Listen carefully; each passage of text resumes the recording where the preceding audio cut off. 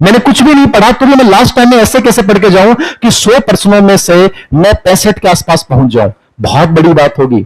100% cover नहीं कर पाओगे, लेकिन कम से कम वो तो पढ़ो जहां से प्रश्न पूछे जाते हैं, अच्छे से कवर करने। फिर एडजस्टमेंट और मेंटल हेल्थ पहले सिलेबस में नहीं था, इस बार उड़ा। अब मेंटल हेल्थ की स्ट्रेटेजी नहीं दे रखी, केवल मेंटल हेल्थ का बेसिक पढ़ना है। बालक शिक्षक के मानसिक स्वास्थ्य प्रभावित करने वाले कारक 5 डेफिनेशन पढ़नी है।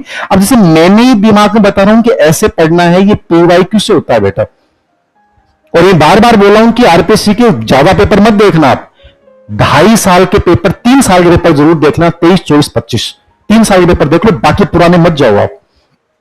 हर सब्जेक्ट में यही करो, पॉलिटी में भी यही करो। बाकी सर बता देंगे, पॉलिटी में सर यूपीएससी वाले पैटर्न पूछ रहे हैं, यूपीएससी के प्रश्न ज्यादा आ रहे हैं, सर बताएंगे भी पॉलिटी को लेकर जो आपकी टेंशन है। तो मैं इसको बता देता हूं, इंटेलिजेंस एंड क्रिएटिविटी।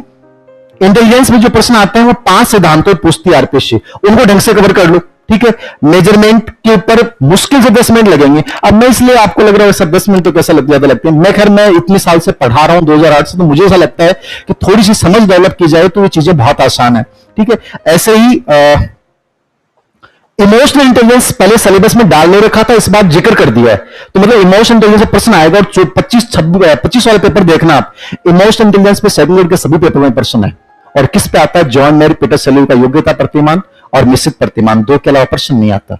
इसको अच्छे से पढ़ लो बेटा, बस उनकी स्किल्स क्या है उनका अर्थ समझना है आपको। फिर जैसे मोटिवेशन में आते हैं, तो मोटिवेशन अलग से पूरा टॉपिक डाल रखा है, 2% मिनिमम आते हैं मोटिवेशन से।